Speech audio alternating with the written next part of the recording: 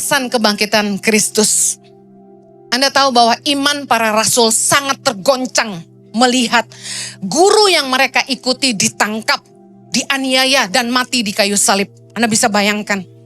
Mereka takut menghadapi hal yang serupa. Makanya mereka melarikan diri dan bersembunyi. Dikatakan dalam Yohanes 20 ayat 19a. Mereka itu sampai kunci semua pintu karena mereka takut. Nah, mereka tercerai-berai seperti domba yang tidak bergembala. Persis seperti yang dikatakan oleh Tuhan Yesus dalam perjamuan terakhir. Dalam Matius 26 ayat 31. Ketika Yesus berkata begini, malam ini kamu semua akan tergoncang imanmu karena aku. Sebab ada tertulis, aku akan membunuh gembala dan kawanan domba itu akan tercerai-berai. Seringkali dalam hidup ini iman kita juga tergoncang. Waktu doa kita tidak dijawab. Waktu kita udah doa tapi seperti tidak ada kuasa. Waktu kita tunggu tapi seolah-olah Tuhan tidak kerja. Waktu kita ngalamin kesusahan yang amat sangat, yang gak ada orang bisa tolong kita, bahkan gak ada yang pedulin kita. Saya yakin setiap kita akan pernah mengalami masa-masa di mana iman kita tergoncang dan kita mulai bertanya, adakah Tuhan? Banyak saudara yang pernah ngalamin itu. Saya berdoa, khotbah sore hari ini membangkitkan iman Anda. Seperti murid-murid Yesus yang tergoncang imannya. Setelah kebangkitannya, kubur terbuka. Yesus menampakkan dirinya kepada murid-muridnya dimulai dari Maria Magdalena. Kemudian Tuhan mulai menampakkan diri kepada 10 muridnya. Kemudian kepada Thomas. Kemudian Yesus juga tampil dan menampakkan dirinya di depan 500 para pengikutnya. Dan masih banyak lagi di Alkitab yang kita akan baca ke depan. Saya mau bagikan 3 pesan kebangkitan Kristus. Yang pertama, dengan kebangkitannya, Yesus membuktikan bahwa segala yang ia perbuat dan ajarkan selama hidup di dunia adalah kebenaran. Katakan amin. Anda tahu dalam Matius 16 ayat 21 ketika Yesus bilang gini, sejak waktu itu Yesus mulai menyatakan kepada murid-muridnya bahwa ia harus pergi ke Yerusalem dan menanggung banyak penderitaan dari pihak tua-tua, imam-imam kepala dan ahli-ahli Taurat, lalu dibunuh dan dibangkitkan pada hari ketiga. Yesus sudah mengatakannya. Kemudian Lukas 9 ayat 22. Dan Yesus berkata, anak manusia harus menanggung banyak penderitaan dan ditolak oleh tua-tua, imam-imam kepala dan ahli-ahli Taurat, lalu dibunuh dan dibangkitkan pada hari ketiga. Satu lagi Lukas 24 ayat 46. Katanya kepada mereka, ada tertulis demikian, Mesias harus menderita dan bangkit dari antara orang mati pada hari yang ketiga. Bangkitkah Yesus di hari ketiga? Katakan dia bangkit. Kebangkitan Yesus tepat di hari ketiga. Menjadi jaminan atas semua yang pernah dia ajarkan. Bahwa dia sungguh-sungguh bangkit. Luar biasa. Tidak ada rasul, nabi yang pernah mati lalu bangkit. Kecuali Yesus Tuhan kita. Katakan amin. Membuktikan dia adalah Tuhan. Dia adalah Tuhan yang datang menjelma jadi manusia. Untuk mati bagi dosa-dosa kita. Seandainya Yesus tidak bangkit, apa yang terjadi? Saya percaya bukan hanya murid-muridnya yang meragukan pengajarannya, tapi kita semua pasti meragukan. Kalau Yesus tidak pernah bangkit, artinya tidak akan ada kesaksian tentang kuasanya. Dan tidak ada Injil yang diberitakan ke seluruh dunia.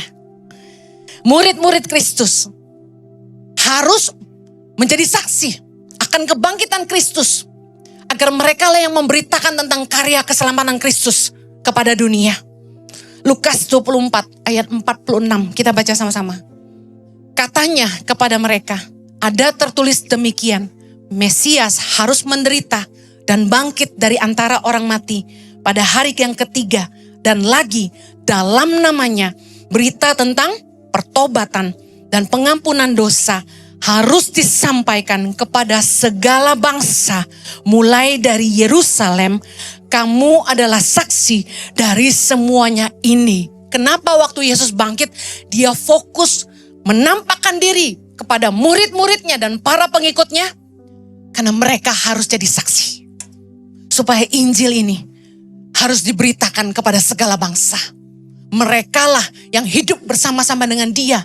Yesus yang sama, yang pernah duduk makan bersama mereka, tinggal bersama mereka, mengajar mereka, melakukan mujizat di atas mereka, yang ditangkap, dianiaya, yang disalibkan, dan hari itu hidup di tengah-tengah mereka. Amen. Menjadi kesaksian yang luar biasa. Saudara, pernahkah Anda bertanya gini, kenapa Yesus nggak menampakkan diri sama Pontius Pilatus, imam besar Kayafas, para imam, tua-tua dan orang-orang Farisi? Karena kebanyakan kita begini, kita ngancem kan? Awas ya, kita ngancam suami kita. Awas ya, lu kawin lagi kalau gue mati ya. Lu sampai kawin lagi, gue gentayangin lo. Bener gak? Bener gak denger istilah kayak gitu? Orang udah mikir gini, kalau dia punya kuasa untuk bangkit lagi dari kematian, apa yang harusnya dia lakukan kalau ada orang yang salipin dia? Balas dendam gak kira-kira? Gentayangin lah, takut-takutin lah, apalah, bener gak? Tapi enggak. Tahukah Anda, Yesus itu punya waktu 40 hari sebelum naik ke surga. Dan dia tidak cari itu. Mana itu Pontius Pilatus? Mana itu imam besar Kayafas? Mana itu para imam-imam? Dia bahkan tidak nakut-nakutin para sadadu. Yesus tidak wasting time buat memaksa mereka percaya sama dia. Saya bingung sebenarnya, saya pikir, kenapa Yesus enggak 1 hari aja, enggak usah sehari lah, sebentar aja. Menampakkan diri di depan mereka. Tara, lu nyalipin gue hidup. Bukankah itu kita? Kalau orang nuduh kita sesuatu yang enggak benar, kita pengen buktiin kita benar. Kita pengen, nih lu lihat nih, lu dulu menghina gue, sekarang gue kaya. Ada amen? Amen gak ada, adanya amin. Yesus tidak mau buang-buang waktunya yang tersisa untuk memaksa mereka percaya. Pelajaran apa bagi kita hari ini? Mengajar kita, gak peduli seberapapun Anda berusaha meyakinkan orang-orang yang memang udah salah persepsi tentang Anda, mereka tetap gak akan percaya. Orang kalau udah gak suka sama Anda, punya pandangan yang salah tentang Anda, entah seberapa besar usaha Anda untuk membuktikan kebenaran Anda, guess what? Mereka akan selalu cari-cari kesalahan Anda. Dan Yesus tahu itu. Makanya Yesus tidak mau paksa mereka percaya, dan Yesus tidak mau buang waktu untuk menampakkan dirinya kepada mereka. Yesus menampakkan diri kepada murid-murid dan pengikut-pengikutnya. Why? Untuk kasih tahu sama mereka bahwa yang ia ajarkan selama hidupnya adalah kebenaran. Bahwa dia bangkit, dia hidup, dialah Mesias, dialah juru selamat yang menebus dosa-dosa kita. Katakan amen. Jangan buang waktumu untuk balas perbuatan jahat orang. Yesus gak kurang kerjaan gentayangin mereka. Makanya kalau ada orang yang jahat sama kita, jangan balas kejahatan dengan kejahatan. Don't waste your time. Fokus melakukan kehendak Allah. Amen. Pesan kebangkitan yang berikutnya. Yesus menampakkan diri kepada murid-muridnya untuk meneguhkan iman mereka. Tadi saya cerita di awal. Murid-muridnya goyang imannya. Mereka ketakutan sampai sembunyi dan kunci pintu karena takut sama orang Yahudi. Bukan hanya iman mereka goyang, tapi mereka hidup dalam ketakutan. 1 Korintus 15 ayat yang ketiga. Kita baca, sebab yang sangat penting telah kusampaikan kepadamu, yaitu apa yang telah kuterima sendiri, ialah bahwa Kristus telah mati karena dosa-dosa kita, sesuai dengan kitab suci, bahwa ia telah dikuburkan, dan bahwa ia telah dibangkitkan pada hari yang ketiga, sesuai dengan kitab suci. Ayat kelima, bahwa ia telah menampakkan diri kepada Kefas, dan kemudian kepada ke-12 muridnya. Sesudah itu ia menampakkan diri kepada lebih dari 500 saudara sekaligus. Kebanyakan dari mereka masih hidup sampai sekarang, tapi beberapa di antaranya telah meninggal. Ayat ke-7, selanjutnya ia menampakkan diri kepada Yakobus, kemudian kepada semua rasul. Yesus menampakkan dirinya secara langsung di hadapan banyak orang. Berulang-ulang kepada para murid-muridnya, para rasul-rasulnya. Dengan penampakannya di mana-mana selama 40 hari itu, tidak ada yang bisa membantah bahwa Yesus bangkit. Kenapa Yesus perlu lakukan itu? Karena Yesus harus membangkitkan iman murid-muridnya. bahwa dia sungguh-sungguh adalah Tuhan. Dia sungguh adalah Mesias. Di waktu itu, imam-imam kepala dan orang-orang Farisi, ahli-ahli Taurat, bersama datang kepada Pontius Pilatus, meminta supaya kubur Yesus dijaga. Karena dia pernah dengar bahwa Yesus mengatakan dia akan bangkit di hari ketiga. Jadi mereka bilang gini, ayo suruh orang jaga kubur Yesus. Supaya jangan mereka bikin berita yang sesat lagi bahwa Yesus bangkit. Pontius Pilatus kasih penjaga buat jaga pintu kubur. Apa yang terjadi? No. Tiba-tiba seperti gempa bumi. Malaikat buka kubur Yesus. Yesus bangkit dan prajurit-prajurit itu lari ketakutan. Waktu mereka cerita kepada imam-imam kepala, mereka bilang gini, jangan cerita kemana-mana. Mereka kasih duit itu sedadu-sedadu supaya bikin cerita bohong. Bahwa mayat Yesus dicuri. Dan Anda perlu tahu, sampai sekarang Alkitab mencatat, itulah berita yang tersebar. Orang Yahudi mempercayai bahwa Yesus tidak pernah bangkit, tetapi mayatnya dicuri oleh murid-muridnya. Karena supaya nggak malu katanya, murid-muridnya bikin cerita bahwa Yesus bangkit. Sampai hari ini itulah yang mereka percayai. Karena itu bisa dimengerti kenapa Yesus perlu menampakkan diri kepada sebanyak-banyaknya orang. Dan yang luar biasa begini, Yesus itu tahu bahwa manusia itu perlu lihat bukti, baru percaya. Makanya ketika Yesus bangkit, dia datang dan temui murid-muridnya. Dalam Yohanes 20, kita lihat sama-sama.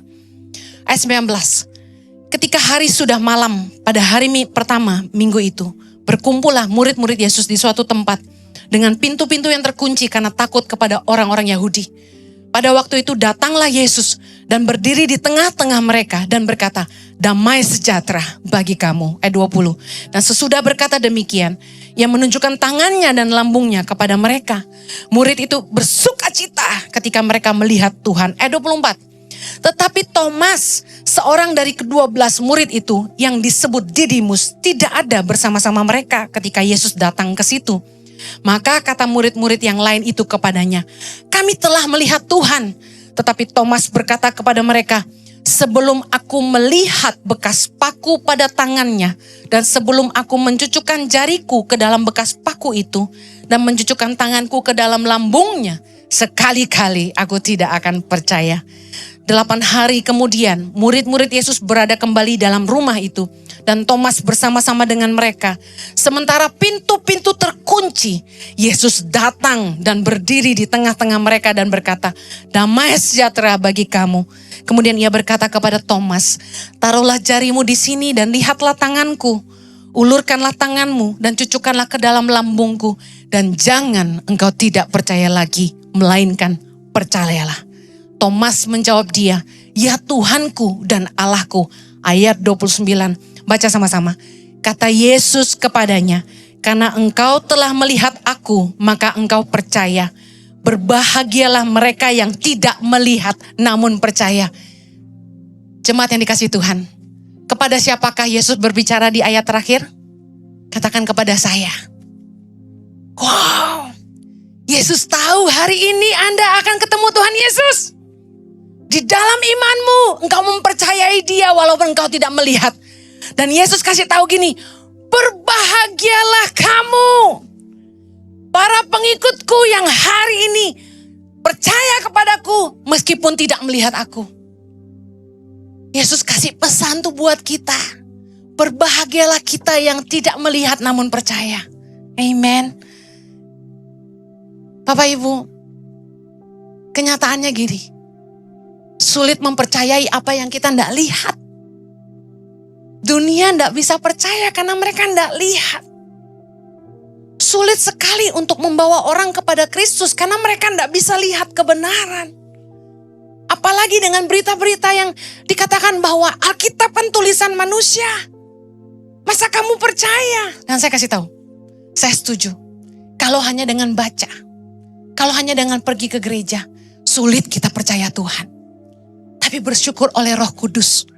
Ketika kita sungguh-sungguh mencari Tuhan. Ketika kita datang ke gereja dan menyembah Tuhan sungguh-sungguh, Roh Kudus bekerja menjamah hati kita. Kita tidak tahu kenapa kita menangis. Kita tidak tahu mengapa kita terharu. Kita tidak tahu kenapa tiba-tiba kita ingat semua dosa kita. Tiba-tiba kita sadar kita butuh Tuhan. Dan saya mau kasih tahu, berbahagialah yang percaya walau tidak melihat. Amin. Anda yang ngalamin pertolongan Tuhan yang begitu nyata dalam hidupmu. Mungkin Anda ada yang pernah ngalamin. Entah siapa yang bisikin dengan suara lembut di telingamu. Ketika engkau mau bikin keputusan yang salah. Tiba-tiba ada yang menasehati dalam hatimu. Itu semua Tuhan yang kerja di dalam hidup kita. Dan kita harus bersyukur karena Roh Kudusnya begitu luar biasa. Saudara, hari ini dunia tidak bisa lihat dia. Tapi dunia bisa lihat kita. Kitalah Kristus. Katakan aku Kristus. Apakah Kristus? Kristus adalah bahasa Ibrani untuk Kristen. Yang artinya the image of Christ. Gambaran Kristus. Dunia tidak bisa lihat Yesus. Tapi dunia bisa lihat kita. Dan apakah hari ini kita hidup menjadi gambaran Kristus bagi dunia? Anda tahu bahwa Yesus bangkit, dia hidup dan dia Tuhan. Tapi dunia tidak tahu. Dunia perlu lihat Kristus di dalam hidupmu. Yesus berkata dalam Yohanes 13 ayat 34. Baca sama-sama saya. Aku memberikan perintah baru kepada kamu, yaitu supaya kamu saling mengasihi. Sama seperti aku telah mengasihi kamu, demikian pula kamu harus saling mengasihi. Dengan demikian, semua orang akan tahu bahwa kamu adalah murid-muridku, yaitu jikalau kamu saling mengasihi. Saudara, kasih adalah identitas kekristenan. Katakan amin. The image of Christ only one, love.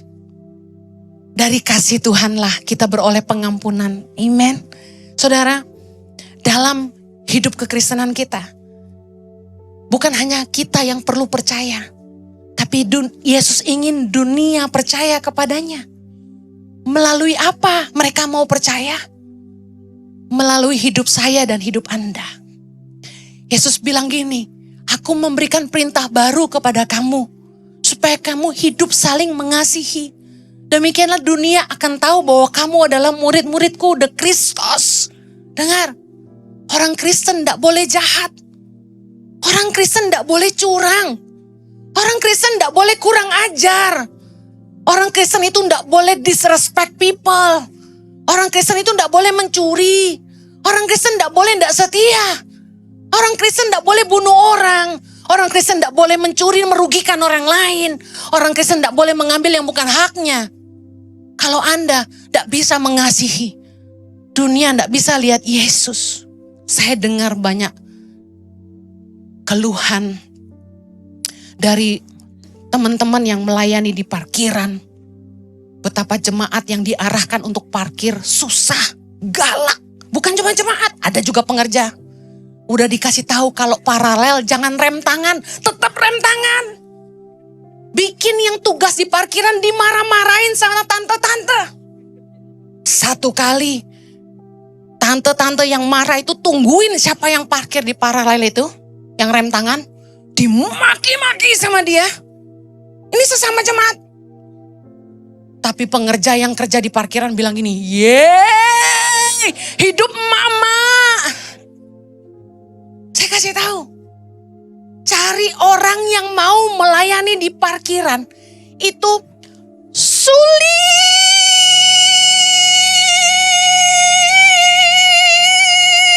sekali. Butuh orang yang punya hati, punya kasih. Terima kasih kalau ada yang ngasih tips 5.000, tapi jangan dilempar dong.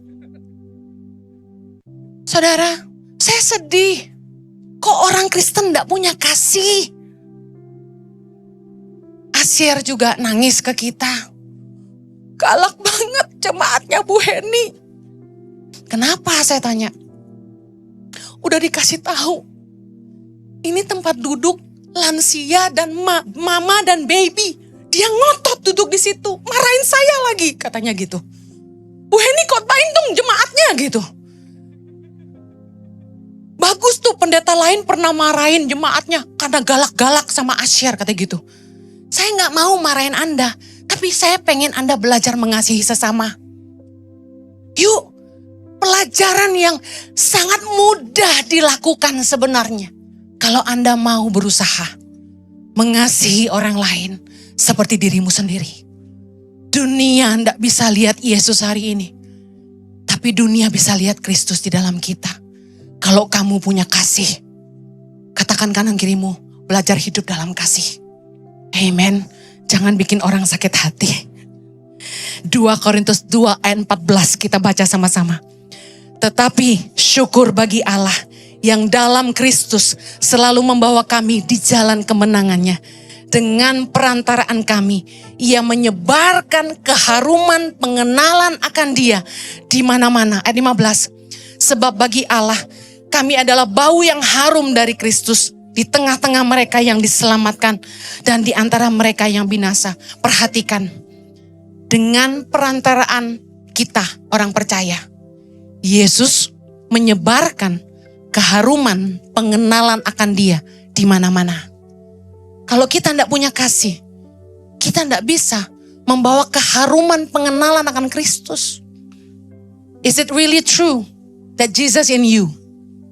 Kemarin teman anak saya cerita ke anak-anak saya. Dulu saya ke gereja pertama kali, saya gak kenal Tuhan, dia bilang. Biasa aja, dia bilang gitu. Tapi kemudian saya ikut komunitas, makanya ikut komisi. Di komunitas itu dia bilang, saya lihat, kok mereka saling mengasihi ya? Kok mereka saling bantu satu sama lain? Kok mereka saling sayang? Kok di sini ada kasih? Saya kasih tahu, di dunia ini sulit menemukan kasih yang sejati, kasih yang murni, kasih yang tulus. Semua orang minta pamrih. Dan anak muda ini bisa bertobat dan memberikan hidupnya untuk Yesus. Cuma karena apa? Dilihat di situ ada kasih.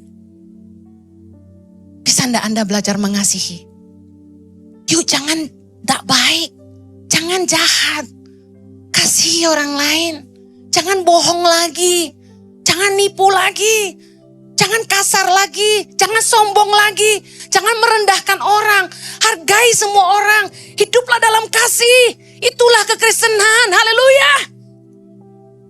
Yang terakhir, pesan kebangkitan Kristus. Setelah kebangkitannya, Yesus mengutus murid-muridnya untuk memberitakan Injil Kerajaan Allah. Pesan penting Yesus setelah kebangkitannya adalah ini. Yohanes 20 ayat 21. Sama seperti Bapa mengutus aku, demikian juga sekarang aku mengutus kamu.